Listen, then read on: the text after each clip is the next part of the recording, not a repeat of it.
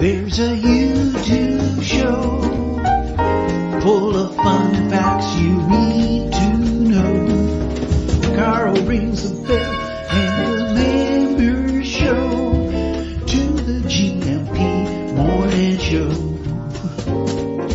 Featured guests will come and they will blow your mind. The audience will do so in kind. A little vanity mixed with some insanity on the morning show with GMP. Good morning, Portugal, and I'd like to welcome you to another fantastic day. Hey, Gumpers.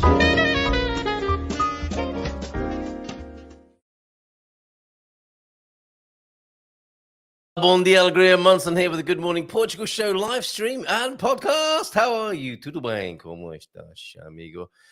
Let me know. I'm a little bit creaky and achy. I went into a great big building yesterday full of pieces of metal and sweat. And it was an unusual experience for me. I don't know if I declared here. I did, I think, on Monday that I've never lifted a weight in anger in my life in a gym, that is. And went and did that for the first time yesterday. And it was like the first day at school, but worse because the big kids were big kids because they were all buff and muscly, and they all looked like they knew what they were doing, and I didn't. However, I was a different man, transformed from the one who went in. I went in a boy. I went in a gym boy and came out a gym man. Doodle-doodle-doodle-doo. It was a hot afternoon. It wasn't in June. It was in August. It was yesterday. And there I was. So shout out to Dino's Gym, which I could almost see from my studio window. Actually, looking at the studio window this morning, it is a very silvery Silver Coast day today. It's a nice temperature. Oh, the cats knocked my temperature gauge off the desk. I think they have. It's 21, I think, outside. It's on the floor. The temperature gauge is on the floor. Cats, what are they like? And it's comfortable. It's very comfortable, but it's very, very foggy. Oh, and I meant to send a pin. I'm going to go to the meetup today, and I will be parking my car at Grallia and walking from Grallia at about 12:30 to get to the meetup around 1 o'clock. Nuno will be there as well today. If you want to see Nuno, come along to the meetup in San Martino de Porto. So looking forward to a cooler day, I think. We had a lovely swim in the sea. Yeah, I not only went to the gym yesterday and drank 2 liters of water or more, was mindful about what I ate, and sat in the sunshine as prescribed for a little while, and walked around barefoot. I also went for a swim in the sea. It was fantastic yesterday. So a lovely day and a great debut getting into the gym, which I've written about for the Portugal Resident, which will be coming out in the next couple of weeks. It was a very interesting experience. And it's just overwhelming, isn't it? If you don't know what you're doing in any environment, it just seems worse than it is. And those machines aren't so bad after all, are they? They are a bit sweaty, though. No one wipes anything after they've been using it. Isn't that what you're meant to do? Isn't it a bit like a nudist where you're meant to sit on a towel? You're also meant to sit on a towel and wipe things in a gym. Anyway, good. It's a good way to get the new variant, which we can talk to the doc about. When he joins us at 9 this morning. I wanted to ask him about that. This new, I'm calling BS. I straight up am. This all this stuff in the news about new variants. I don't like it. I don't like the sound of it. I think it's some saber rattling, inappropriate, and with vested interests that are not entirely in our best interests, I would say, as humanity. And I'm seeing this on the horizon. New variant this, new variant that, mask up maybe. I'm really not sure. What do you think about that? We can quiz the doc about that at 9 o'clock. XGP from the UK, of course, at 9 o'clock.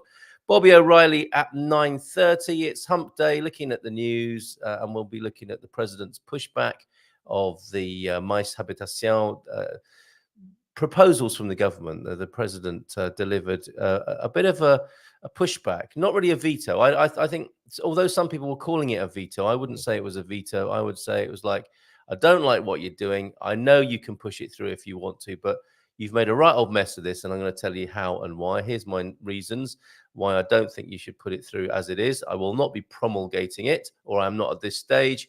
However, I think because of the way the Parliament works, it might get pushed through anyway. We did talk about it a little bit briefly yesterday. We'll talk about it more with a man whose livelihood perhaps depends on those sorts of movements and how Portugal addresses its housing problem. Bobby O'Reilly at 9:30, the doc at 9, and before 9, we have Jackie A. Not Jackie O, but Jackie A on the show from Expats Portugal, talking about forthcoming attractions. It's an education special tomorrow on the webinar, and of course, the Dream Team, and anything else that Jackie wants to share with us from Expats Portugal. And of course, if you want the what would we call it? The complete package, from the soup to the nuts. That's how she puts it, isn't it? The nuts and bolts, one way of putting it. But if you want A to Z on moving to Portugal and the catalogue basically of top professionals, Expats Portugal is a very good way of moving to Portugal and having so many things taken care of for you by top professionals. Very comprehensive, and you'll get a discount if you become a premium member of Expats Portugal. You'll get a discount off those services of the aforementioned professionals who I hang out with every Thursday evening at 9 o'clock on the Dream Team session. And if you want to sign up and become a premium member, I'm putting the link for doing that into the chat now. A lot of you have already used those services, I think, who are here in Portugal successfully and might have something to say about Nunu or EI. Just a couple of companies and individuals who you get access to via expatsportugal.com. The link for that is on the screen for you now. Dougie's here, Pete's here, Antonio F. Anna and Christina in Caldas. So good to see more of you on the screen at a time that suits you, Christina, with a bon dia gumpers. She's making herself very at home on the morning show. And that's Pop In. Who's that?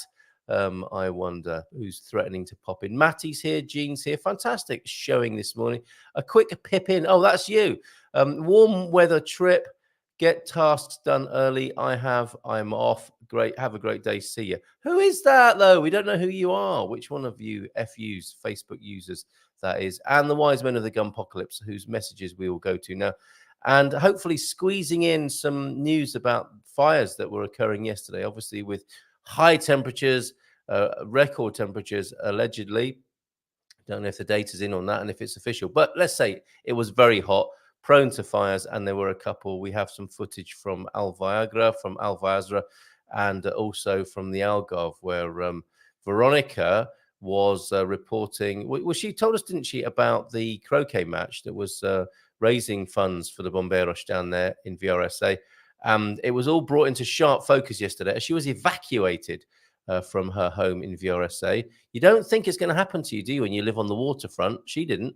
And it was a very sobering experience. And we've got some pictures to share with you about that as well. So I'll come back to those after we've said a few hellos. Let's get up straight in the chat and see how everyone's doing. At 7:50, T-Duck was in with the Bondi Algaria Gumpers, reporting that in the capital it's another warm day. Don't forget to drink plenty of water. Yeah, I'm it's so interesting, this 50 plus shape shift thing that I'm doing. 8-week program. I'm going to address these man boobs and this belly, get toned up a bit. I can feel it in my buttocks today. The machines that I've been using, I'm hoping it's the machines that I've been using, are causing a little bit of an ache in my gluteals, as I think they're technically known. And one of the things that's been most easy to do is up my water intake, because I've started to measure it. Never been one for measuring things in this life. And, you know, that's as good as it's bad. The freedom it's given me from the rigor of measurement, I have enjoyed, I've got to say, but it's also cost me, which I'm realizing as I measure portions of water and food and reps and all those sorts of things. And it's going to help me in other areas of my life. So there are definitely spillover benefits from doing this 8-week program with Henry. I'm sure Henry will join us in this next 8 weeks to talk about my progress, either to come on the screen and give me a massive bollocking for not keeping up. Actually, that's not his style. That is not his style. He is very gentle and supportive. He's quite the buff beefcake himself, and you don't want to get the wrong side of him. But that's not his style when it comes to coaching and supporting, toning up and losing weight. And 10 kilos is the guarantee over 8 weeks. So I'm so into this. Let's see if that passion continues, shall we? It's bound to be second album syndrome, isn't there? You know, when no one cares. I mean, no one cares now, do they? But after 2 or 3 weeks, it's going to be like a bit like Phil faced. Phil's crazy idea to walk 1,700,000 steps. It's all very well, isn't it, at the beginning when you can make a song and dance of it, but that maybe a third into it, it's like, oh, why did I do this? Let's see what happens in a few weeks' time. Another warm day, then. Don't forget to drink plenty of water. That's a message to everybody, of course. And keep your eye on the fogosh.pt site. IPMA, also very helpful, IPMA. And wherever you live, it's good to have a grab bag, a bug-out bag, isn't it, by the door? And just think about what you would do in an emergency. Deep thought then from Mahatma Gandhi. I will not let anyone walk through my mind with their dirty feet. Yes!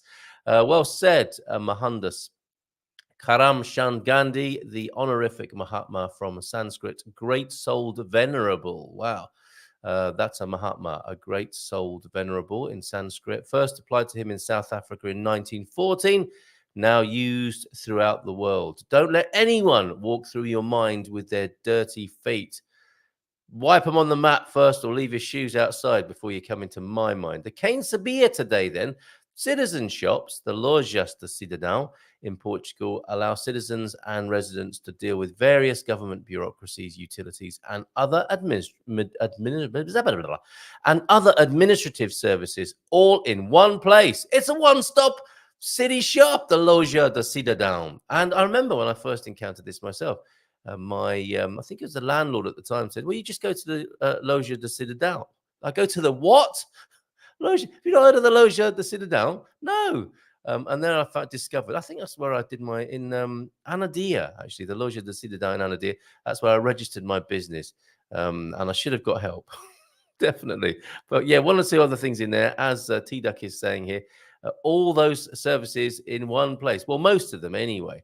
The program is a government-led initiative designed to reduce red tape and bureaucracy. Sorry. However, current queues can be long as there are not enough offices or staff to keep up with demand. And here's a lovely picture of one of the Lojas de Cidadão. Stop being so cynical, Carl. They're doing their best. Okay. Basic utilities such as water, gas, and electricity can be dealt with at citizen shops. You will also find counters for phone providers, cable TV, the post office. Cable TV, is that still a thing? The post office, CTT, and passport applications.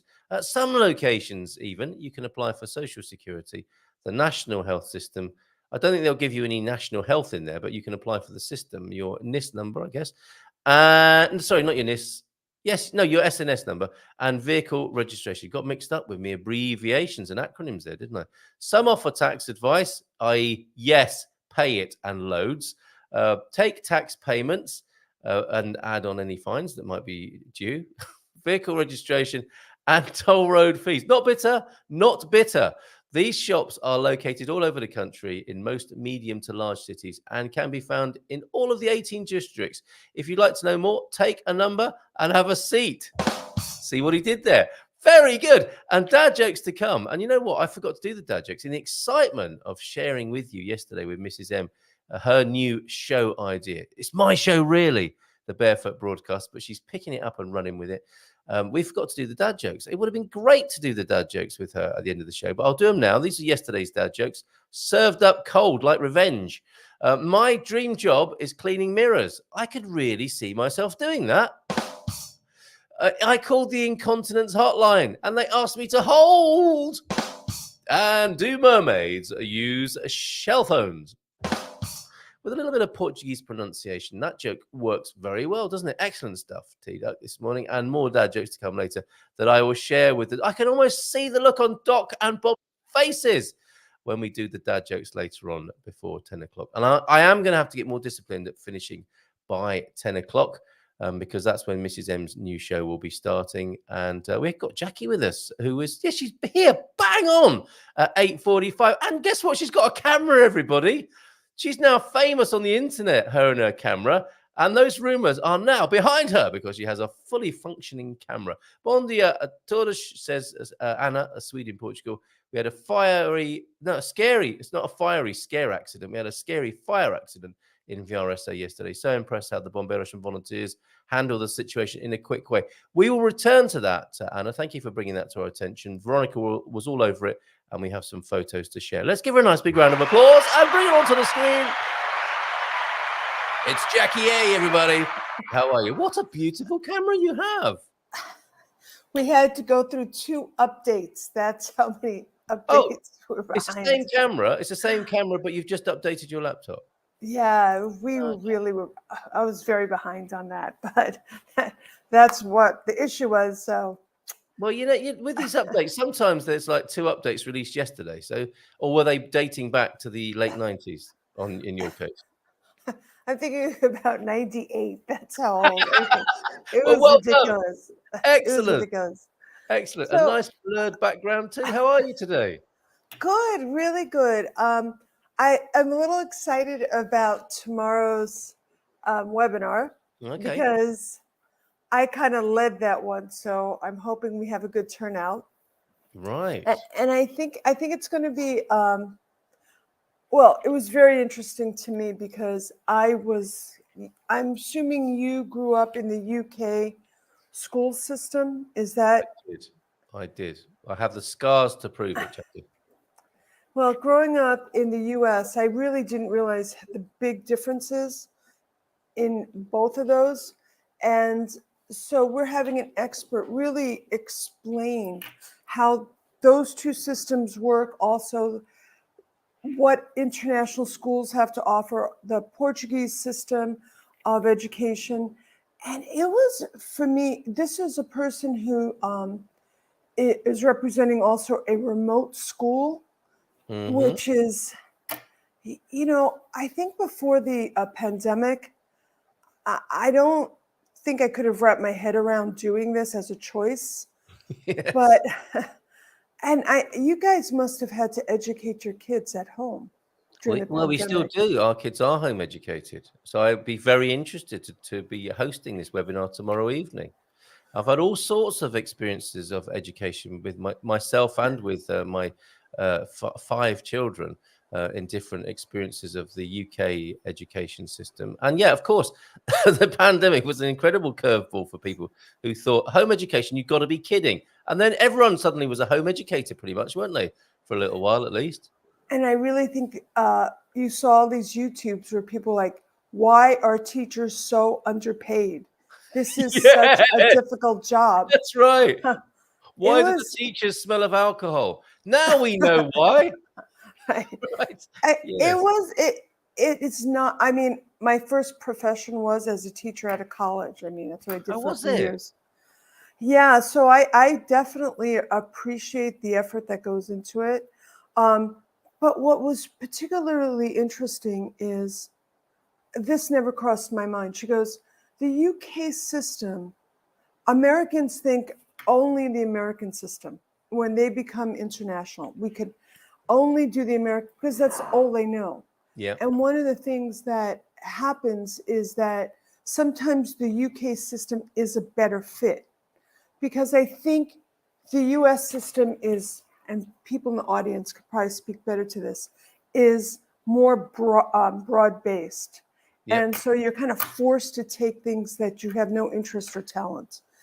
As I think the UK system is, it kind of fits an individual's talents better.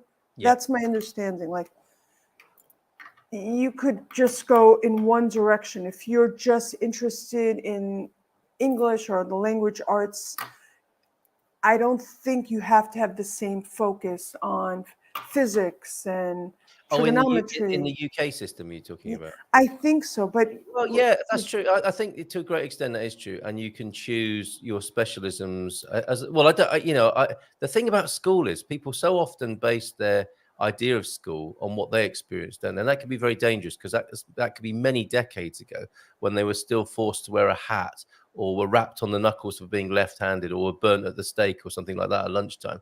And that's, so I do have to be careful. But as I recall, and I think things have improved, You know, when at 15 or 16, you made some choices that would affect your future. And then again at 17, 18, you would choose again of your specialisms with a possible idea of going to university, and you would be taking a path. Is that not the case in the US then? How quickly or how late are you able to choose your specialism in the States? You don't actually choose it until you're well into college, into Oh, the really? university. Wow. Okay. Yeah, even your first year, you could, and you'd never even have to choose. You can get a liberal arts education at the university. Just keep going, doing and being an all-rounder. Yeah, and I think that that's a real interesting difference. The other thing is that how remote schooling, like in your case, people who live in more rural areas don't always have access to top-notch schools. And this is a top-notch school that people in a rural area would have. Okay, so I'll be talking to somebody who is the head of a distance learning academy, presumably. Yeah, Okay. that's where she works. So Right. it gives an option. But I think for me, the most surprising thing about this was a lot for our generation, people go, well, there's going to be no social interaction if I put my kid in a remote school. Yeah. And she said, when they talk, and they do meetups, and the classes still have 12 people in it, so you do meet your classmates. But I think what's really interesting is they go, I don't know how you think I interact with my peers, but most of them interact with this every day. Yes. She goes, it's not any different than how I'm interacting already. Yes. And I thought, wow. I mean, I never, from my generation, would have considered that the whole mode of interaction's already changed. Oh, So it's absolutely. We have to be aware of this, don't we? That things have changed, and I think the greatest educationalists are the ones who come up with. Is it Ken Robinson who come up with revolutionary ideas? Because the thing about schooling kids is you're guessing, aren't you, what the world's going to be like in 10 or 20, maybe even 30 years' time. I heard that there was an IBM report yesterday, apparently, or an IBM report came out. I saw a YouTube about it yesterday, where it was going to be putting over 1 billion people out of work. AI was going to put over 1 billion people out of work. Now, if you're going to be educating people for that, well, if that's true, I don't know if it's true or if it's just some kind of, scandalous, sensationalized news just to get some more clicks, maybe. But certainly AI is going to be changing the world we live in, it would seem. And whether AI does it, something else will. It changes, doesn't it? And it's changing at perhaps an exponential rate. So the education you want now you would hope is flexible and a little bit more, that, yeah. yeah, a bit more spontaneous than the one we might have had. And I also think I think there are different fits also for different students. Yes. I mean, yes. And not every kid, I mean, kids can be bullied. We know that, especially in the US, it's a huge problem. And you take kids out of an environment where they could potentially be bullied and they thrive. Yeah. Because you're not bullied, it's less likely to happen in a remote school. Yeah. And I think that's really important because I mean, even for one of my sons, I had a son, my older son, with a severe speech problem. And I think, oh my gosh, I wish remote school was available back then, because life is not easy when you have a severe speech impediment. I bet. And I think it could have been very life-changing for him not to have to deal with the stress of school and people commenting on the speech impediment. I totally get that. And Yeah, the idea of putting hundreds or thousands of young people, all of a similar age, in one institution for hours on end, for months on end, for years on end, we will look back at industrial education as being somewhat primitive at some stage in human history, I'm sure. But, it's what happened. This is how we learn, isn't it? And this is how we grow. The things by necessity, I suppose, history is quaint to us and sometimes unfathomable. But at the time, you didn't know any different. I'm so excited to be talking to this lady tomorrow evening. Yeah, it should be interesting. I mean, there are just things I've never even considered that are going to be coming up. So, Right, of the Crimson Global Academy. So, and yeah, that's the other thing, isn't it? Of course, if you run a remote school, you can serve pupils in any location. So, people outside of Portugal even might want to tune in and find out some more. And here's some interesting ideas about education tomorrow evening. That's great, Jackie. And you met this person. You have brought them to the community, as it were. yeah, she's really lovely. I mean, Okay, great. she's young, so she grew up, I think, right outside of Liverpool. But it's interesting because she's a younger person in her 30s Mm, that her interpretation of, because she's so much closer to it, of this this new model yep. and how to view it and how it's going to be incorporated in society, I think is also going to be quite interesting. I am so looking forward to talking to her because she'll have some broad. I mean, she is of course promoting her own school, but I imagine she's got some great broader views on the Yeah, future of really. education. So I'm looking forward to Really. that. Yeah, great. Yay. And that will be followed by the Dream Team at 9, Yep. It should be a good night. which remains very popular. Now, you prompted the closing question. We have a little question for the panel at the end of each Dream Team, which brings in a live theme. And you prompted it last week, didn't you, by saying there was no profound ceremony upon No. becoming a Portuguese citizen. And I asked the team what they thought should happen to become, once you got your citizenship. And apparently, back in the day, you just got sent a birth certificate. You are reborn, incidentally. You just got That's sent a so birth certificate. funny. It is funny, isn't it? Like there you are in your 50s or 60s, and you're reborn Portuguese as a citizen. And they just used to send it in an envelope, and it would drop out the envelope. Oh, there's my Portuguese birth certificate. Then apparently, Daniel said a little bit after that, he was quite surprised by that. They put in a 2-line cover letter. Congratulations, here's your birth certificate, pay Yeah. tax, something like that. Yours sincerely, the Prime Minister. But now, or the President, and that's it. And you were saying in the United States, when somebody becomes a citizen of the United States, it's a very moving ceremony. And we thought, what could we do here in Portugal about that? If you ever even have an opportunity, I never even considered, clearly I live in Portugal, so how patriotic am I about the US? But to witness Yes. one of Good point. one of these ceremonies is so moving. I mean, it could bring tears to your eyes, and how much it means to a lot of these people on their life path. And I think it means a lot to us as well, to get our citizenship here. Yep. I mean, we should underestimate the meaning that it has for so many of us. Mm. And so I think we should do something a little bit more solemn because, like I said, it is truly a privilege to live here.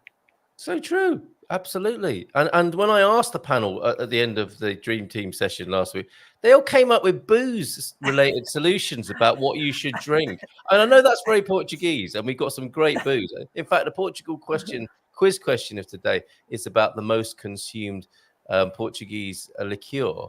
But that's what they came up with when they were first thinking about it. I don't think anyone said anything that wasn't related to booze. But you're talking about some sort of swearing an oath almost, aren't you? And a ceremony of some sort. If you think about it, in the US, basically you're taking oath to uphold the laws and the values of the country. Yeah.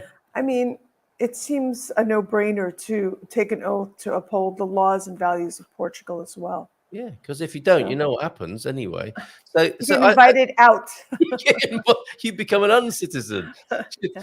I agree with you, and yeah, a bit like a graduation ceremony. Yes, absolutely.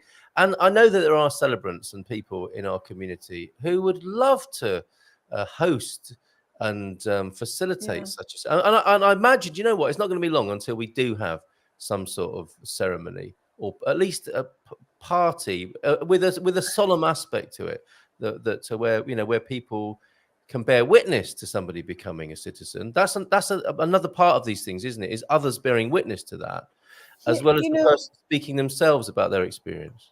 That is such a great point. Because if you think about, let's say, how marriage started, marriage was not always a legal, state requirement. You did it through the church. You didn't get a license to be married, but it was a public declaration of commitment. And I think what you're saying is perfect. I mean, this is a public declaration of our commitment to be good citizens here. Yeah, and when you swear it in the company of your peers, it has more power, doesn't it, than quietly Gravitas, right there. sitting in a room, sort of mumbling to yourself. Well, yeah, I'll definitely follow the laws and pay the taxes. Anyway, what am I drinking? You know, that's not as solemn, is it? That's not as profound as doing it in a great big. And that's the thing about ceremonies as well, and weddings, like you say, christenings, all bar mitzvahs, whatever they are. Yeah. People are converging, aren't they, into this place, this cross in time and space to honor that particular thing. So I think that would be wonderful. I think that's delighted. exactly it. You hit the nail on the head. Invited to something like that. Yeah, absolutely. Yeah, for sure. Jackie, great to talk to you. Have a lovely day, guys, and I'll see you tomorrow evening for the webinar. If people want to sign up and get from the soup to the nuts when it comes to being looked after on your way to Portugal, there's the link to do so. It's on the screen. Have a super day, and we'll see you tomorrow evening. Bye. Thank you. For you. Ciao, ciao. And congratulations on the camera. Okay. And we will keep that congratulatory atmosphere going. Applause and celebration, because here he is. Andy the Dog Thompson, everybody. How are you this morning? Hola, bom dia, todos. Yeah, I'm good, thanks. Enjoying a relatively cool morning. Yes, and when you become a Portuguese citizen, Andy, which I assume you will do, what do you think of that? I think you were tuned in and hearing the idea of doing a ceremony and having something a little bit more important than just sipping a bear out.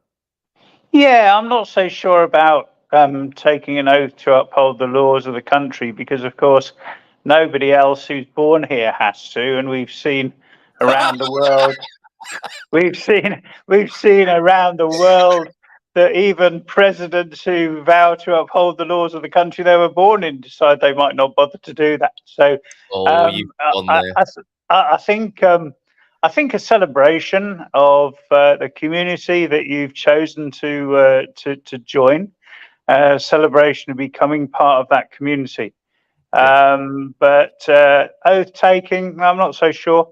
Oath taking is really about controlling people and committing to the status quo and not being prepared to perhaps pursue a revolution with a small r in terms of changing society for the better. I take your point. I take your point completely, and that's not to say that all oaths could be perceived in that way. I mean, with so many of these things, it's like, laws themselves. The intention is a good one, isn't it? Even if we have experienced degeneration. Allegedly. Well, okay. Talking of oaths, did you swear the Hippocratic Oath as part of your doctorly? Well, interestingly enough, I did because I agreed with all of it. Yes. I didn't have to. Did you not? I didn't have to. I could have instead simply subscribed to the Geneva Declaration, which is a non-oath based expression, modernized expression of the same thing. But the Hippocratic Oath has actually, and as time went on, I found myself actually at odds with parts of the Hippocratic Oath, which is why the Geneva Declaration was introduced. And we find ourselves at odds with oaths that we've sworn, like marriage oaths, or people get divorced because they can no longer abide by those oaths. And I think if you look at what happens with oaths and the breach of them, that becomes more and more obvious that oaths are not a good idea. They're an attempt to crystallize in time a particular view that belongs to that time, which 20 years down the line is going to be different. Yes, agreed. That people and circumstances change, but I would say that the oath is useful because it at least is a reference point about which we can have these sorts of conversations. So, for example, with marriage, I'm glad that I have a solemn sense of devotion to the current Mrs. Munson. See what I did there? Yes. Whoever she may be, yeah. because it's where I might lapse or my feelings change. There is something more substantial on the table, as it were. Not that we keep our marriage certificate on the table, because it would be in a right mess, covered in olive oil and various. Yeah. A cat would have knocked it off by Super now. book. Yes, exactly. But metaphorically on the table, when the lesser parts of myself are in play that might challenge the solemnity and what I hold dear about being married, the idea of the oath and the certificate and the fact that I took that oath in public bears down or comes back into play to remind me what it might have been that was beautiful and good about that decision. So and I don't think there's anything wrong with having a statement of intention and principles which are there to remind you. And I also don't think that it's wrong to revisit those, to either just to reassert those in your mind, or in fact to say, well, actually, this no longer holds true because, and decide to scrap that and put something else in its place. Yes. And that sounds perhaps a little superficial, but it isn't, because it's easy to take an oath once and stick it in the drawer and forget it, as do presidents, clergy, whatever else. But it's a lot more difficult, more challenging to hold yourself to a constant revisitation of the principles that you are attempting to live your life by. Okay, Doc. I imagine we are agreeing to disagree here, and perhaps committing to further conversation when we meet in person, because I think it's a great conversation. I think it's great, and there are things we're seeing of a universal nature, and other things that we are interpreting from a more personal perspective here. And what a fabulous conversation to be having this morning. And I think what Gary put there is fantastic. I mean, that would be sufficient. Because on that you can hang the changing circumstances within which you apply that oath to do the best you can wherever you can. Yes. And I think there's absolutely nothing wrong with having a very broad-based principle of that nature, but to start trying to tie yourself or others down, that to me is an attempt to crystallize the status quo. Well, yes, and I'm not surprised you say that, given what I know about you. So, yes, thank you for that. What's this? We have a number of comments coming in about this. Yeah, a bit like a graduation ceremony. I've done the watering before dawn.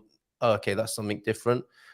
We all like to. Who doesn't like a watering before dawn? First thing in the morning. How else would you have a watering before dawn if not in first thing in the morning?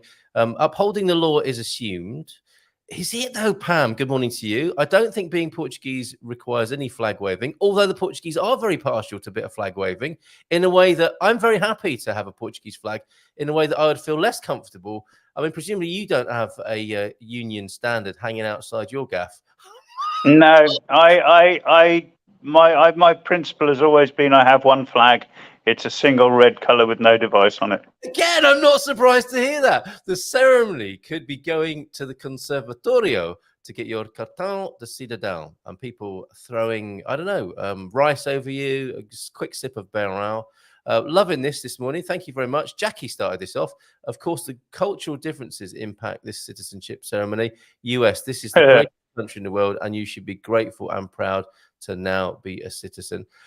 Yes, okay. Portugal. I mean, we can say that America is the greatest country in the world, can't we? Why shouldn't people be allowed to say that, as well as give reasons why it isn't? We are happy to welcome you as a citizen of our humble but proud country.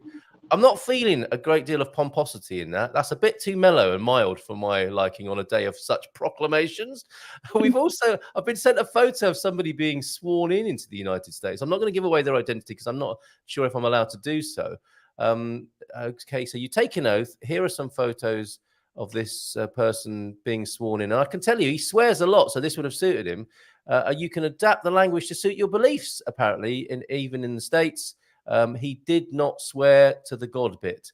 Okay, that's great. And just to give you an idea about how big a deal it is in the US and how much people embrace celebrating it as an accomplishment, there is a civics test as well. Would you recommend that over here in Portugal, Doc? Yeah, I think everyone should be aware that the Constitution is committed to a socialist society, for example. Right. And what if they don't feel like it or don't agree? They can go. It's sounding like a dictatorship again, Doc. Okay, Yeah. my hope is to do the best I can wherever and whenever I can. You should take this on the stage. If you thought about Edinburgh, it's like sort of stand-up Marxism. Come on, it's a great idea. I want 20%. No, Carl, it only works. It only works as a duo. You and I need to do it remotely at Edinburgh. Okay, wherever you are, be a good one. There's Abraham Lincoln, quoted from the internet in the whichever century, forgive me. Abraham Lincoln said that on the internet. Whatever you are, be a good one. And yeah, I agree completely, Doc. I certainly couldn't bring myself to swear the oath of the UK citizenship ceremony. Why not, Pam? It's not all bad, is it? Also, never needed a marriage oath to be committed. Marriage contract. Yeah, I get you. Oh, you, Doc, and Pam, I do understand what you're saying. And there may be other nuances to explore that may be there for the, the pleasure and betterment of us all.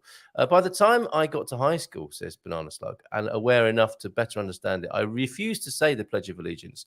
That was a daily morning practice in the public school system. Forgive me, Doc. I was listening to which Hitchens was it? Peter Hitchens, is he the writer? He's the one who's still alive, isn't he, of the two brothers? I think so, yeah. A self-proclaimed former Trotskyite, I believe. Very interesting conversation I was listening to. And he reminded me of his and my education, as it turns out. There was a time in British education, and that seems to be a bit of a theme this morning, where we would pray and sing hymns and have a service once a week, if not twice. Every morning for us. And you did that as well, didn't you? Every day. How things have changed. I don't suppose they do that at remote college, do they? No, probably not. I think it's still a legal requirement in the UK, which is observed in its however the phrase goes, but it doesn't happen. Well, a sort of moral obligation to do some sort of spiritual acknowledgement in the morning. It's a legal obligation, but it's not. It's observed more in the. What's the word? Oh, forget it. Anyway, it doesn't happen. Summarily dismissed there by the Doc. I quote my old English teacher: "Good, better, best. I shall never rest until my good is better and my better becomes best." Well, that got repeated and learned for Gary Austin, didn't it? Austin, say it. James, I never learned to spell properly, though. Good, better, best. I shall never rest until my good is better and my better becomes best.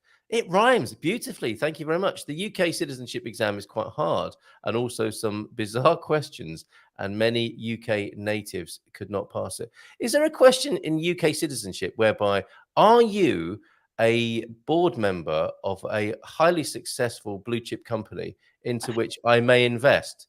Is that one of the questions that the government asks you? Probably, and then you get a lordship if the answer is yes. Now, I'm mostly in Doc's camp. Doc's got a camp. Yeah.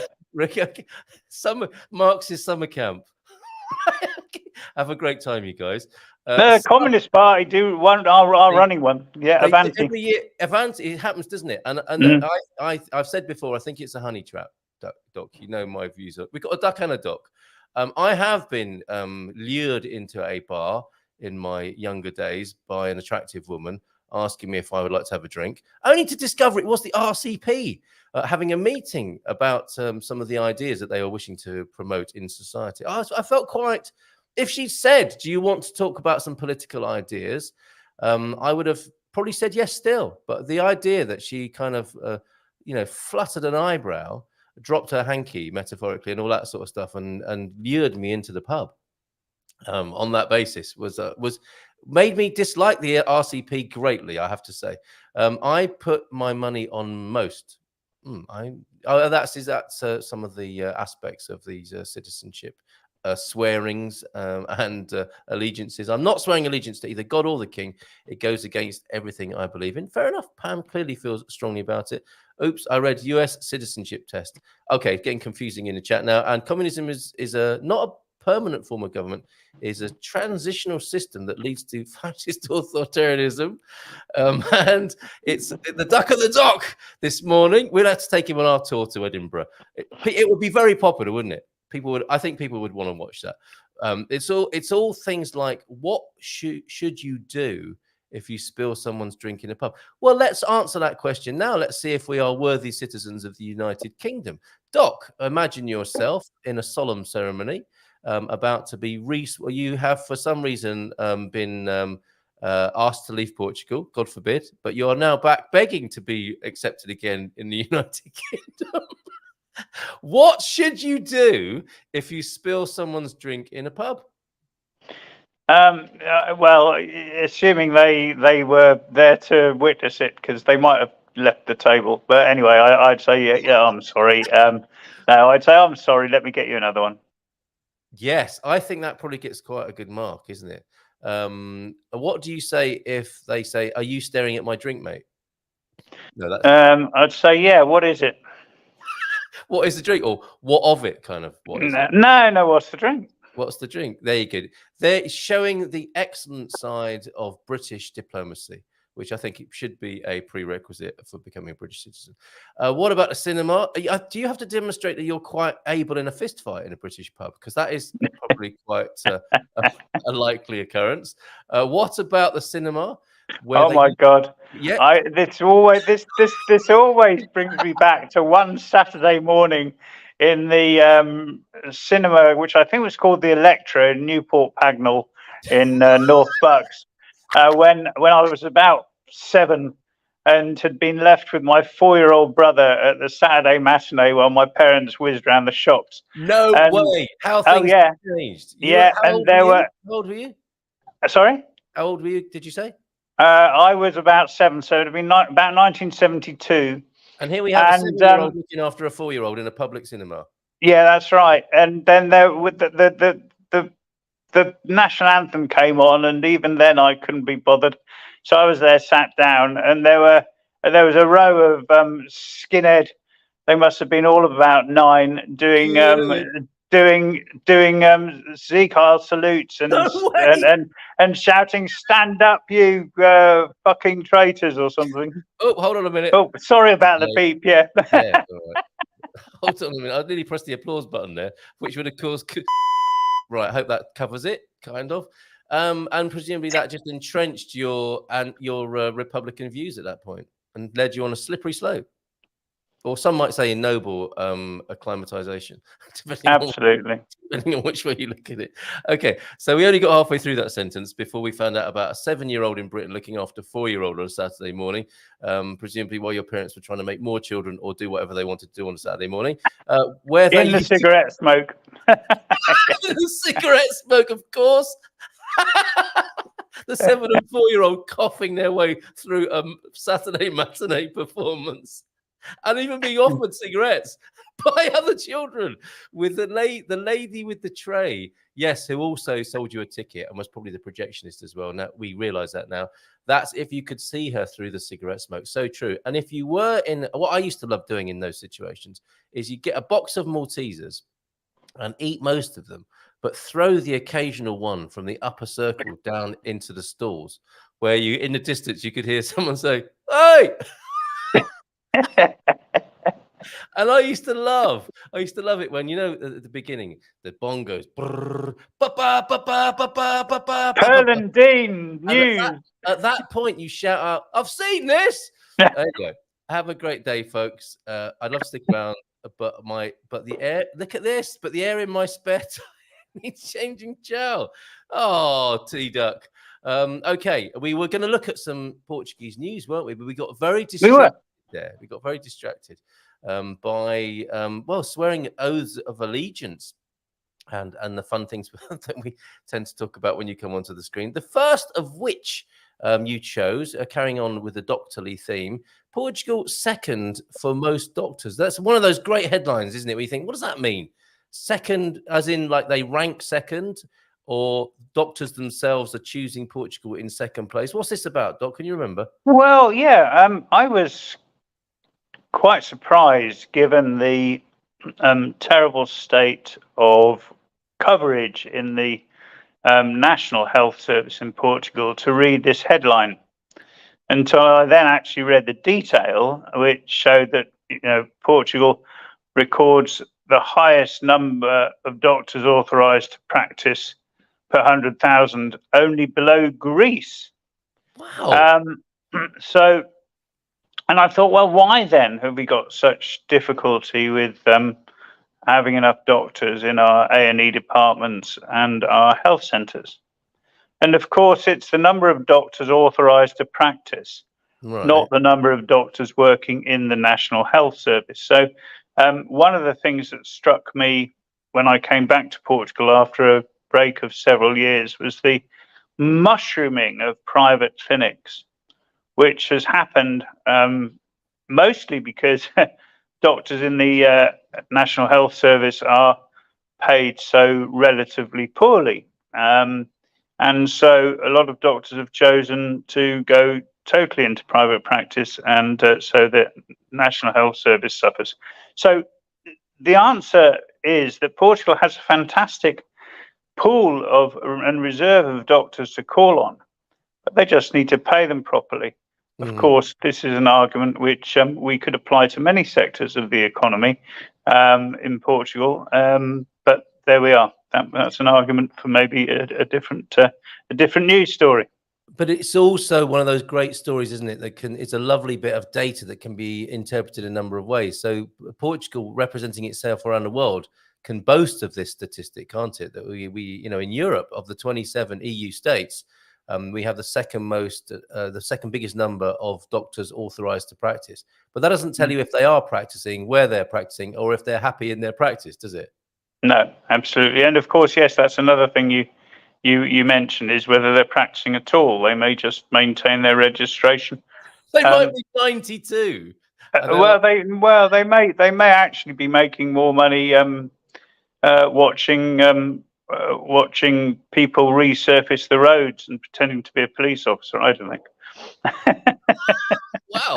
Okay. All right. So another story then. That's Portugal being having the second largest number after Greece. Interestingly, yeah, it's a surprise, isn't it, with those stats there? Because often, we've got the pigs nations, as they're horribly referred to, as being the bottom of many an EU poll, and there they are, top, Greece and Portugal. But you see that the answer to this, from a socialist perspective, is to require a certain number of hours per year service within the National Health Service, if they want to maintain their authorization to practice. Right. And people, doctors will leave. Well, if they're not contributing to the National Health Service, then who's worried? That's also a capitalist solution, to be fair, though, isn't it, Doc? I mean, paying people more. Paying people more, yeah, but requiring public service is the other option, which does happen in some countries, but paying them more would be preferable. Yes. Yeah. Which, I mean, whichever way you frame it is, any side of the political divide or spectrum, paying doctors more. I don't think many people would disagree with that. It's just how it's done and the context in which that takes place, of course. Fighting talk from the Doc, as usual. Is Lisbon really the capital of Portugal? What attracted you about this? Is it your beloved Coimbra getting a chance to be the seat of Portugal? Yeah, I mean, I'm not a great fan of Lisbon, it has to be said. Partly, I mean, look, it's beautiful and it's historic, but it's crowded. It's not accessible, so I'm a bit skewed on that basis. There are too many people. I mean, if I want to buy hash or weed, I can buy it a lot cheaper locally. But is that doctorly advice? What is that tourist advice? What kind of advice is that that's likely to get me banned from YouTube? I'm just saying that I get approached by people in the street asking if I want to buy some really good shit, but it's not, and it's expensive. In Rossio Square, mainly. Yeah, and anywhere else. Come to that. Okay. So yeah, so that was part of it. But yes, Coimbra, absolutely. And if you look at the history, I mean, you know, leaving aside the two extraterritorial or certainly extra continental territorial claims of Rio de Janeiro and wherever it was in the Azores, there's Guimarães, Coimbra, and Lisbon. So Coimbra is the only, if you read it, Coimbra is the only city that has a document signed to give it the status of the capital city of Portugal. Yeah. Lisbon has never had that. It's assumed. Well, it's assumed, but you know, if you have a proclamation, a legal document that says Coimbra is the capital city of the country, and that has not been superseded by any proclamation or declaration or legal device, then it's still the capital city, regardless of where other things take place. But in a sort of world of moral relativity, Doc, maybe people just don't feel like it's the capital anymore, and they just are choosing Lisbon or anywhere else for that matter. Yeah, fair enough. Well, I mean, you know, I'm look, personally, I don't place great store in capital cities, but it was an interesting historical article, which also talks about Guimarães, and I don't think we should forget Guimarães, due to it being the historic seat of the county of Portugal. So that was the other option. Yeah, and it was, of course, our Kane Sabia earlier on this week, thanks to T-Duck there. And you did suggest I read it. Do you not like the idea of a capital? Because it's almost like capitalism and this whole sort of relationship to capital. No, well, partly, but that's superficial. I mean, it's deeper than that. If you give a particular place in the country more importance, then that place tends to get crowded, expensive. It tends to get favored economically and politically, to the extent where some people describe the United Kingdom as the Westminster Empire. Yes, fair enough. A good point, well made, and one people can relate to, I'm sure, in some way. I don't know what the solution is. Just to conclude on this story before we. I mean, no. Can I just go one? So just go on very briefly. Yeah. Some people might say that actually, you know, if you look at the United States, for example, New York would be more recognizable as a capital city than Washington, D.C. And then there are other countries that have political capitals, financial capitals, and whatever else. So, you know, it's kind of split. So the idea that there has to be one capital city is anachronistic. I'm not keen on any designation, actually, as a matter of principle. But yeah, it was the historicity of the article that interested me, and yes, my love of Coimbra. Your love of Coimbra. It's a good question. Do we need capitals at all? You know, they're self-evident, aren't they? With or without the pomp and ceremony and the classification. During the Christian reconquest, the territory was being expanded, and there was a necessity to move all the courts, and Coimbra was selected, the selected city. It makes sense, doesn't it? By the Mondego River, it'd be the perfect choice. From 1131 to 1139, Coimbra was the capital of the country of Portugal. But from 1139 to 1255, Coimbra became the capital of the Kingdom of Portugal, housing several Portuguese kings in Passo Real de Alcacova, where in 1290 the University of Coimbra was built, one of Europe's oldest, of course, as we've learned. During, if not the oldest, during the 16th century, all universities were moved to Passo Real de Alcacova, as the Passo das Escolas. Some experts say, officially, Coimbra is still the Portuguese capital, as it was the only city in Portugal where a document was signed, as you say, Doc, that gives importance to a city. King Afonso Henriques signed the document that was never replaced, and technically speaking, Coimbra may still be the official Portuguese capital. Now, this may come as a bombshell to the guest who is about to join us, who believes he lives south of the capital. Let's give him a nice big round of applause. Oh, that's not a round of applause. That's. I'm going to bring that back on because I think there will be more swearing in the next half hour. Big round of applause for the Bobby O'Reilly.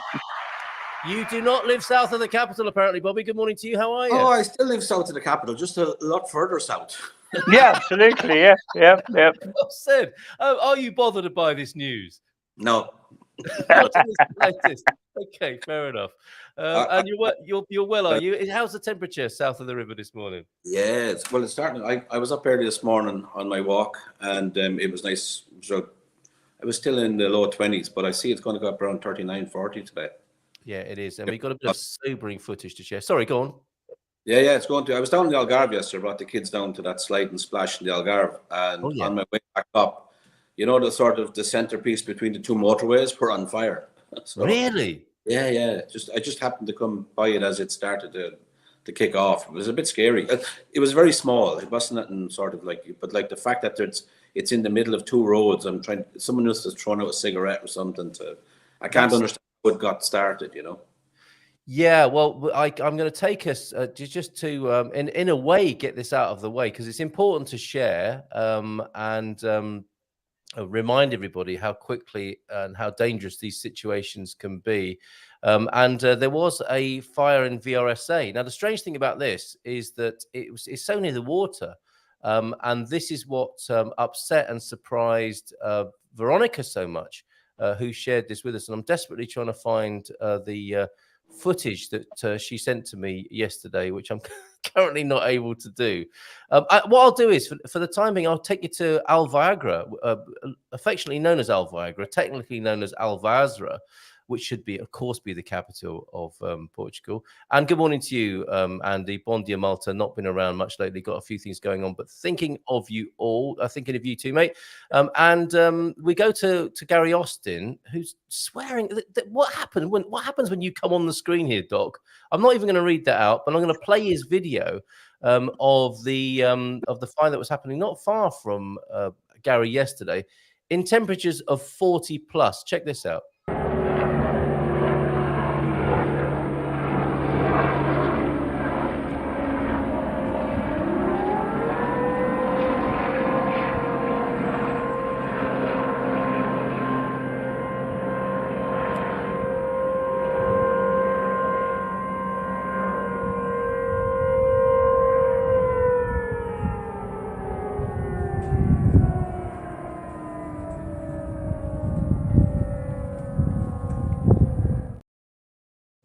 And it's horrible when you hear that, isn't it? In any town, the first time you hear it, it's bad enough. It's like midday or whenever it gets blasted in your particular part of the world. What time in Leiria, Andy?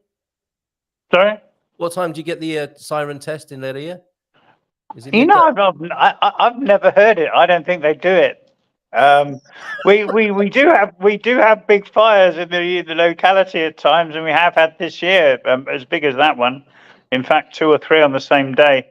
But we don't have sirens. I think it's felt that we're alert enough as it is because we're all great people here. You know? Or everyone's got one of these now, so they can just send a message to the bomberos. Yeah, but yeah, that's true.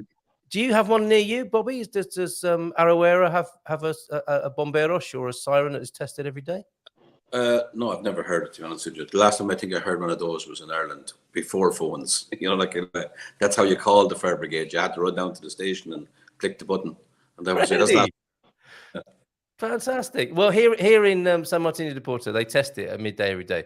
And if you're new to Portugal, it is quite disturbing because you just grab your loved ones and tell them how much you love them and how much you wished you'd said this more, because you think it's the end of the world as the siren's going off. It's actually just them testing the fire siren to call the bomberos in. And that's what you could hear in Garvo's piece of video there.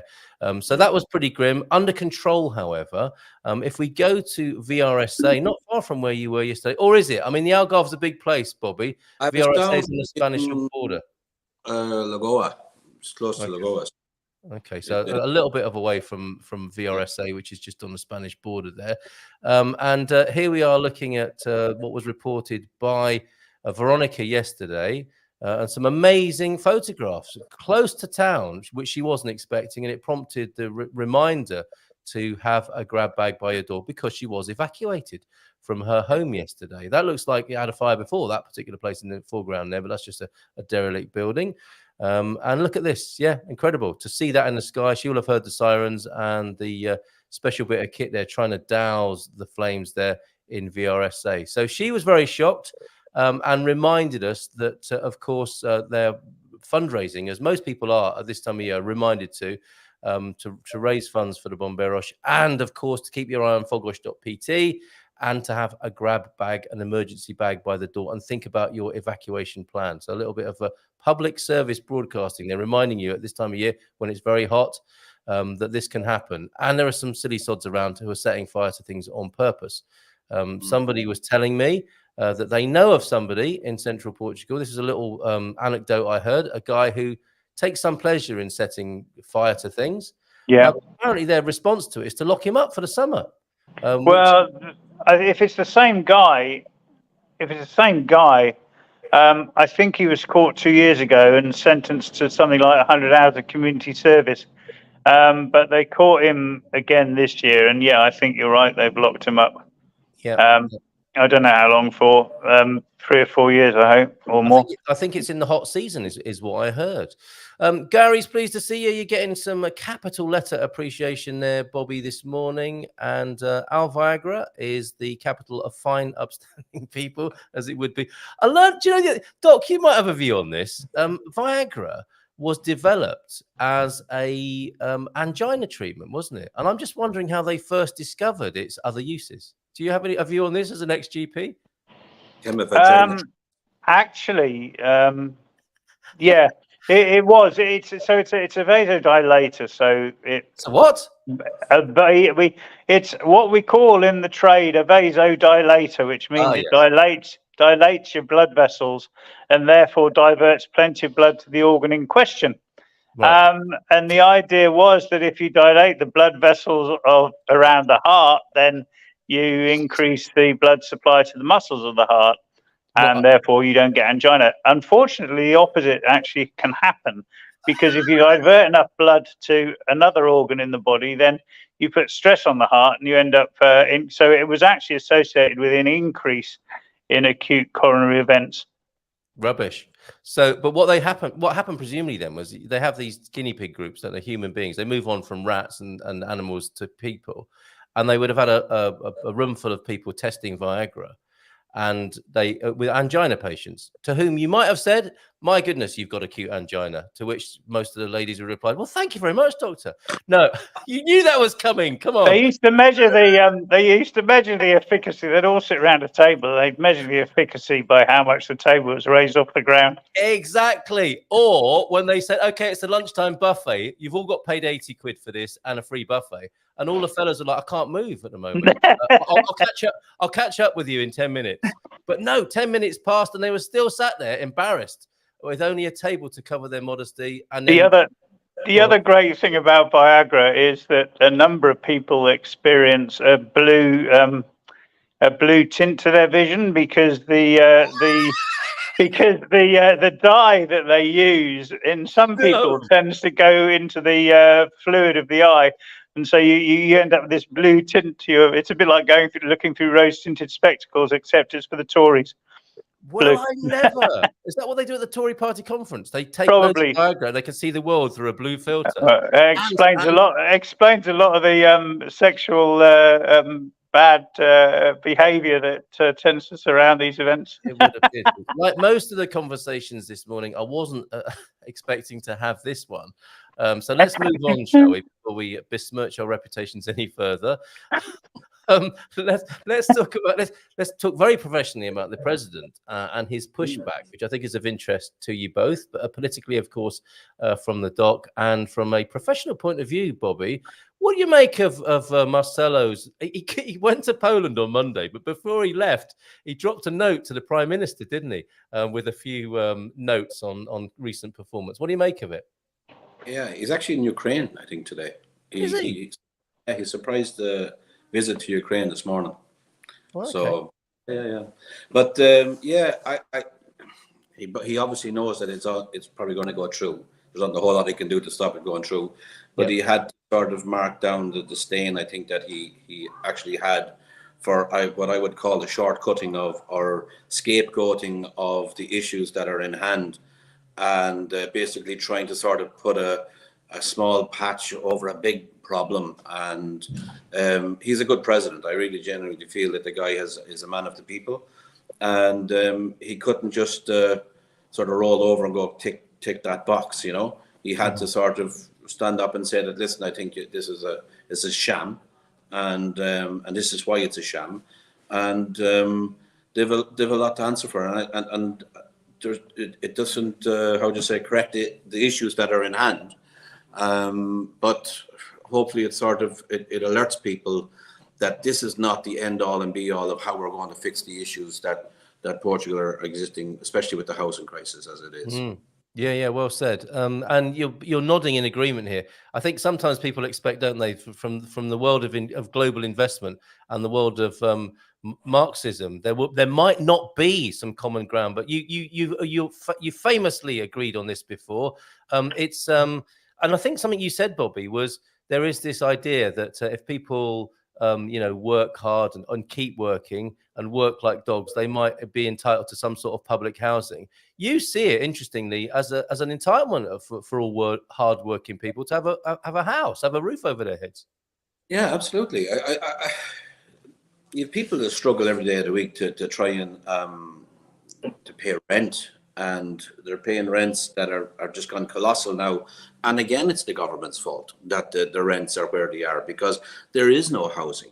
There is no stock. There hasn't been any plans for many, many years with regards to trying to correct a growing issue. It's just always been sort of a little bit dealt with or so on. Like, we've added on an extra couple of thousand houses for social housing and Santa Casa and whatever might sort of help a bit.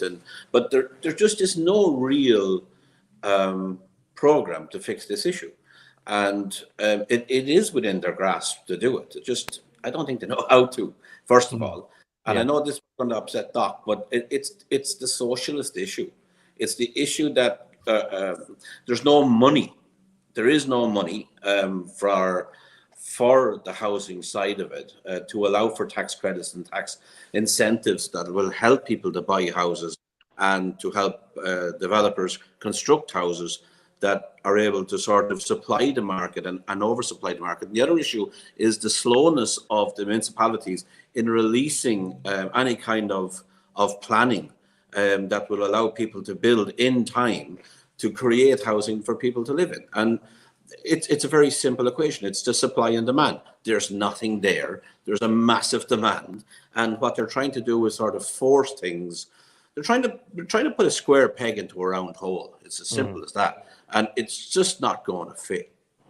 And is there a political timing issue here? Because a lot of promises and crazy legislation tends to get introduced towards the end of tenure of politicians. Is that what's going on here, Doc?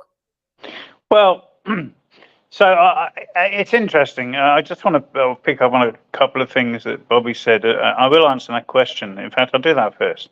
I think it's true that the president's pushback is going to have no effect on the passage of this legislation in the near term. But I do think potentially, and I'm not a member of support of the Socialist Party here. I'm a member of a more left-wing party, actually, who were in government in the last government. But anyway, so I think it'll provide a potential pole of opposition within the Socialist Party, if such a thing exists, to that leadership, and therefore maybe a couple of years down the line, when it's very obvious that this was a bunch of rubbish, that there will be the ability for a pole of opposition to develop, and this may well be an anchor point for that. So that's the first thing. The second thing I want to say is that this is what happens when you get people trying to play both sides of the argument. And yes, I'm not capitalists, and I very much would come down on the side of more planned provision. One of the things that the president said was that yes, okay, there's a commitment to more social housing, but that actually there's no state involvement in the provision of that, and we need state involvement in the provision of that, with which I would agree. There's a relaxation of building standards, so that self-certification by architects effectively, the kind of self-certification you will recall that led to the Grenfell Tower disaster, when we had unqualified self-declaring building inspectors instead of local independent building inspectors, leading to a reduction in the quality of that housing. And you can still see single-skinned ceramic bricks with holes in them, houses going up round here, single skin, and just a bit of cement over the top. Those houses are going to be effing cold in winter. They're going to be, it's just horrendous. And I know Bobby's not one of these bad builders who provides bad quality housing. And, I take my hat off to him for the vision he has. But the relaxation of building controls in this way is not the way forward to providing good quality housing. So from what you're both saying, it's like everything but the right thing, which is just to appropriate some money towards public housing, get them built, get people in them, and give them the homes they deserve. I mean, what is so difficult about that?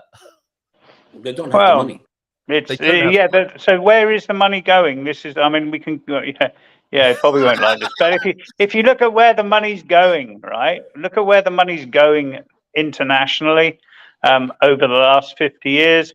The proportion of profit, or the proportion, of wealth that goes to profit in the form of dividends, as opposed to the proportion that goes into salaries, the ratio that goes into dividends has increased massively at the expense of salaries.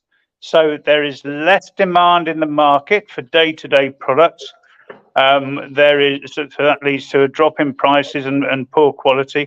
There is more money going into the pockets of the already wealthy. And this is a structural problem we have over the last 50, 60 years. And that is the private sector angle, isn't it? To do with the fact that a lot of people actually have to create companies to pay themselves and take dividends rather than paying taxes, as in pay themselves a small salary. So they actually end up cutting the social security aspect of it because it's too high as a percentage of your salary. And basically they create companies to buy everything within their company, to sell everything within their company. They live within that company structure. And of course, how they pay themselves to reduce their taxes is to pay the dividends. And basically, and sort of have enough money to live on at the end of it. And I'm talking about ordinary people. I'm not talking about people that have big company structures. They're singular unipersona companies, if you know what I mean. But I genuinely believe that the biggest issue we have right now is the salary issue and the structure of how taxes are collected, and basically why people are not incentivized to actually go and work, or why employers are not incentivized to be able to hire people to pay them decent salary. It's because of the social security aspect and the tax situation. As we're talking earlier on about education, you've got about something like 80% of your qualified graduates leave the country because they can get much better opportunities, salaries outside of Portugal. So you're training them to leave. And that's actually, I think it's probably another big issue you have is the brain drain. You have a lot of the very, very smart people are leaving because they've got an education, they've got a very nice education up there in Coimbra, and they've decided that let's go to a place where I go to Dubai, I don't pay any tax. Or whatever. And I'm not critical of single person companies, because I understand how that works. I've had one myself. But actually, when you look back at the structural issues that I was talking about, it's something like 80% of the international GDP is actually produced by, I don't know, 5% of companies. So we're not talking about tax vehicles for small business people. We're talking about massive wealth going into the pockets of the already wealthy, and that's the problem we have. And when we come back to salaries, I'm looking at the threat of construction workers to strike, which was reported recently. And Bobby might say, well, I won't notice a difference, but there's, they're reporting the salaries. A qualified worker earns 780 euros a month. I don't know. An engineer, 1,100 euros. Well, that's the average according to AICCOPN. I'm sure there are companies that pay more, but that's the average. And if you're earning 1,100 euros a month and you're paying 800 in rent, how the hell do you live? Right. No, I agree. But what I'm saying to you is that, well, especially, how do I put this? Yesterday, I actually met some very nice people that asked me to come to give them some advice. And they had bought an apartment, and they're after having 3 different companies come to give them a quote to renovate it. None of them wanted to do a contract and wanted to be paid in cash. Of course. And this is what's going on. A lot of people don't want to do it. And now you go to the other side of it, and you need to get someone who's really you can depend on. You pay you pay it properly, because and you're going to pay a lot more money than these other guys that don't want to pay taxes. And these guys should be taken out of the network completely, because they're doing the honest guys out of work. But you can't afford, let's say, the other guy now, because he's got all these taxes to pay. So it's it's a bad circle. But my advice to them was basically go and get a proper quotation, get the decent sized companies, the credible companies to do the work, because they're the only ones really you can depend on. But these guys have to pay salaries, or they lose people. Trade and the labor trade and the skilled labor trade, there's a huge shortage. So these guys can skip from company to company to company if they're not getting the salaries they want. But a lot of they're getting the salary might say that it's this, but they're getting a bonus of this, or they're getting an under the table or whatever it is, and that's because of the system we have. And it's the more you earn, and I'm talking about the lower paid salaries as well. You end up paying. It's no incentive to get a pay rise, because you're coming home with the same money, if not less money, because you're giving more money away, and that money is not coming back to benefit me.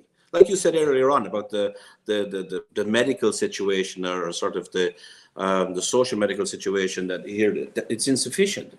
Where is the money going that all these taxes are being paid from by the majority of people that's working in Portugal? Where is the money going? They're not getting the service for it. And they're not getting the housing. They're not getting the medical. They're not getting, I don't know, they're not getting anything really back, except a lot of promises and so on. And then next election, I hope they cop on. And they basically go, this country needs to come up with new ideas. And it needs to have new people with new ideas that can actually keep the people here that are graduating, bring back the graduates, create wealth in the country that pays taxes, that pays the social services and securities that's required. But to do that, you need people to actually make money to pay taxes. Bobby, let me ask you a question. What and this is a serious question, because I don't know the answer to this. It is a proposal that has a lot growing traction in the UK. I don't know what effect it would have in Portugal, but to rebalance the tax burden against land ownership rather than salaries, so that you pay a much higher land tax, but you drop significantly the income tax. What effect would that have, do you think? I don't know. Here especially, because historical land ownership and property ownership here has been spread out among descendants of people that had acquired a lot of wealth, and actually the banks owned an awful lot of property here at the moment, that has been sort of taken back over the years, and it's basically sort of gone down a dark hole, and no one knows where a lot of property is. who owns a lot of stuff and so on and so forth. And I know they brought out a tax a long time ago that if you had to pay a tax on the land, or you had to pay a tax on a building if it was empty and so on and so forth, which I think increased a lot of people handing back the old buildings back and so on, which I think and it was a good idea. So I think there's ideas there that can move things along. In other words, create tax. If you're talking about land where you can build, or properties that are empty, and you tax the owner that it's not being used, I don't think it's a bad thing. It makes them move it, and it makes it create but give them an incentive to do it. A carrot and a stick, if you like. If you don't do it, you pay this. If you do it, we'll allow you that. You know, that kind of way. Yes. And I think that's really where you need to go. But I do believe that income tax, and I think the social security is the killer, the social security fees. And you're talking, anyone who's in a self-employed, they're paying 220, 230 euros a month in social security alone. Now, if you're talking about that guy who's under 1,000 euros a month, and it's already got 1/3 of his salary gone in a social security, but he's got not getting any benefit. And even like the pension in Portugal at the moment when you retire, I know people that have retired, the parents of people's colleagues that work with me, and the pensions are abysmal. How they can live on them, I have just no idea. So, like, it's not a social country. It's not very social for people to be living in. So, for me, they need to sort of look at new ideas in getting direct inward investment, getting companies to come here to create jobs, these tech jobs. And if you go back to what you were saying earlier on, Carl, with regards to AI sort of doing away with a lot of, how would you say, a lot of jobs by replacing people with computers and so on and so forth. You're 100% correct in saying that we need to look at the education system and how do we train people for that going forward. You look at Dubai, Abu Dhabi, all these sort of new cities that have come out of the desert over the last, say, 15, 20 years. That's what they're focused on. Their education is on engineering and on computer and on AI, and they're booming cities. Now, how you can say, like, people say, but that's all oil money and so on. It's not. Dubai doesn't have any oil whatsoever. It's built on a separate. Actually, I don't understand the whole genius behind it, to be honest with you, because for me it shouldn't work, but it's working. You know, but it because of the fact that it's creating a lot of business, and I think it's taking a gamble. It's taking a gamble that people will come, people will set up their companies here. People will create innovation and so on, and this is what they're going to go on. Here, we're still educating people like we did 60, 70 years ago. Yeah. The buildings are still being built the same way as they were 100 years ago. It's bricks and mortar, and there's no insulation, like I said, in probably 80% of the construction that's going up. And like, we're living in a world that's changing, and it's changing at a very rapid pace. And we're ruling it like we were 50, 60, 70, 80 years ago. So I just don't understand why we can't just sort of go, look, it's time to sort of look at a different idea. I think we're all in agreement on that. Who could possibly disagree with that? And what we realise is that Portugal is a great place to live, isn't it? And it remains to be seen if it can be a great place in which what you're talking about can take place. Because I noticed that as much as we love the country and its people, the people are very cynical about these things, aren't they? They don't expect these things to change, I don't think. So are you aware, either of you, of any politicians with that kind of vision? Or is that why Portuguese people are so cynical? Doc, you know a little bit about the political landscape. Is anyone talking anything along the lines of what you and Bobby have been talking about this morning in terms of real, true transformational change for the society? Well, there are politicians on both sides, on the extremes on both sides. I mean, the nature of politics is that those in the centre don't talk about extreme change, and those on the extremes do talk about extreme change. And on the one hand, you have people like the Communist Party who are rightly focusing recently on the absence of creche places to allow people to go to work. And you have Bloco Esquerda, who have been taking the government to task over many of the financial scandals. On the other side, you have Chega and Ventura being accused of fake news. And both wings of the extremes of politics are bringing forward differing proposals to change society, but they have to start with small popular proposals, because you don't attract people to your argument in order for them to listen to the broader ideas that you have, unless you can attract them with issues that that are relevant to them here and now. And the other thing is, you have to give people the space and the time to be involved in politics. And if people have to work 60 to 80 hours a week, they don't have time to hold their local politicians to account. They don't have time to get involved in civic life. And that's one of the things that the current system relies on, people to be too bloody knackered and too disenchanted to get involved in helping to shape their own future. Interesting observation, Bobby. Finally, because we're just going over to 10 o'clock, but I've got to give you some dad jokes, guys. So tell me, Bobby, what do you... No, really.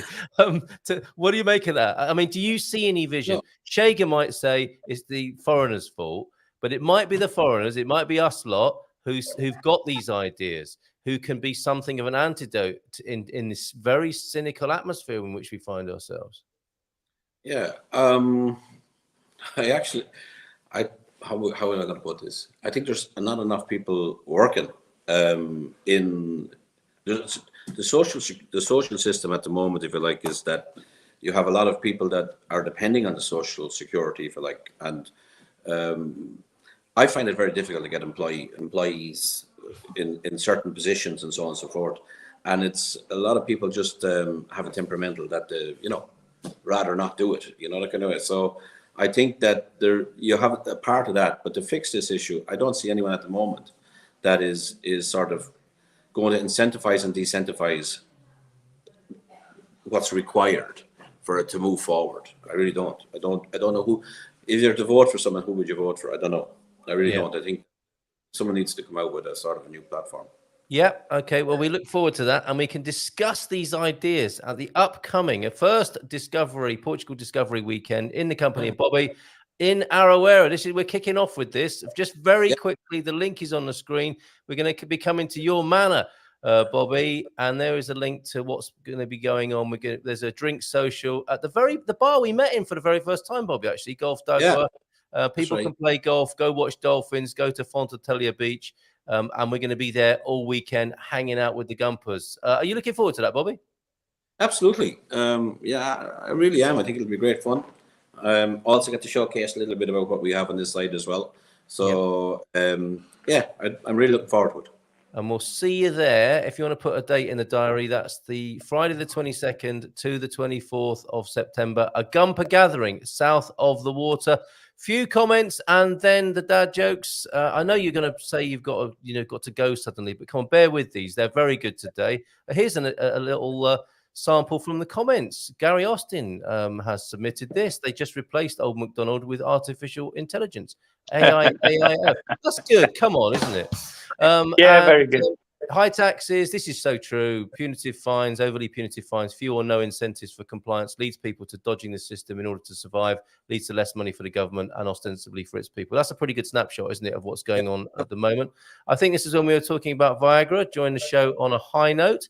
It's been suggested that over the years that pyromaniacs should be locked during fire season. I think that's happening, but there's no legal ground for that. Okay, maybe a local magistrate just put that into action in central Portugal. And the reality is that most fires don't have such an origin. And a little note on that, I didn't know this. Do not park your car on grass in the summer. Modern engines have catalyzers on the exhaust, which can get very hot and cause fire. So another thing to concern yourself with in terms of fire prevention. Dad jokes, we're off after these. Last night, gentlemen, I saw a documentary about beavers. Best damn show ever, not what you were thinking. Have you seen the price? You see, you are laughing. Have you seen the price of Velcro? What a rip-off. I know you'll be using these later. And the human body, what's this? Can survive 28 days without food, but only 11 minutes without the internet. So true. If not for it, we would not be here. Thank you so much, gents. Where are you off to today? What you got planned, Bobby? What have I got planned today? I have a couple of project management meetings in around here at the Mayo. So, and I have a couple of new guys after joining up, so doing a little bit of training with them. Fantastic. Have a lovely day there south of the so-called capital. Yeah, very south, very south. Very south of the real capital. Thanks for joining us today. Really appreciate it. And we'll see you from the 22nd to the 24th. Doc, what are you up to today? Not a lot. Going to sit here in the beautiful warmth of the fantastic town of Leiria, which was the place where the Queen decided to live when her husband had established the capital in Coimbra, because she preferred Leiria to Coimbra. He won't let it lie, will he? Cheers, No. Jess. Have a great day. Have a great day, everybody. Bye for now. Ciao, ciao. Oh.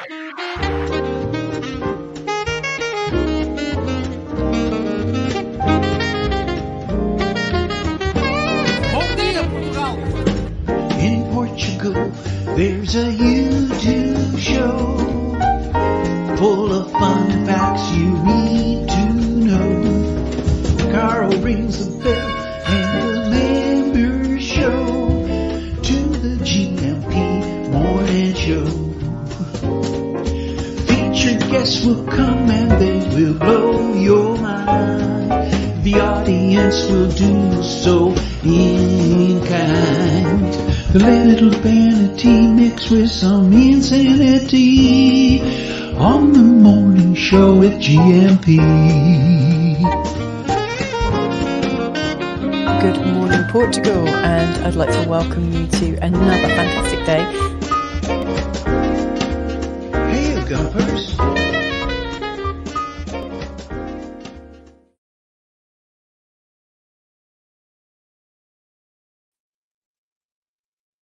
Hey, we're still live. Just realised I didn't do the Portugal quiz question of the day, so I'll do that very quickly now.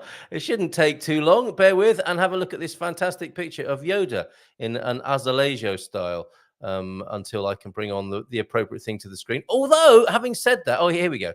Have a look at Yoda right here while I bring the correct vision or image onto the screen in front of you. The Learn About Portugal quiz question of the day. Doc is waiting backstage, and I think he will have an answer to this. So let's go over there now and remove Yoda from the screen and put my face frame back on. There we go. The Good Morning Portugal quiz question of the day. Which is the most consumed alcoholic spirit in Portugal? It's an impressive and inviting lineup for sure, but which, according to our beloved Filomena Pascual, who will be hosting that brilliant trip to Beirão on the 6th of October via 3 schist villages, she's saying which of these is the most consumed alcoholic spirit in Portugal. And we on the Learn About Portugal site there, we've got a great guide to saying cheers in Portugal. Is it aguardente? Is it amêndoa amarga? Is it licor Beirão? Is it ginger or ginginha, as it's also known? Is it licor de merda? Nobody wants to drink that today. Is it madronio? Is it moscatel? Or is it licor de singa verga? Let us know over at learnaboutportugal.com. Make your guess there. Thank you for joining us today, and bye for now.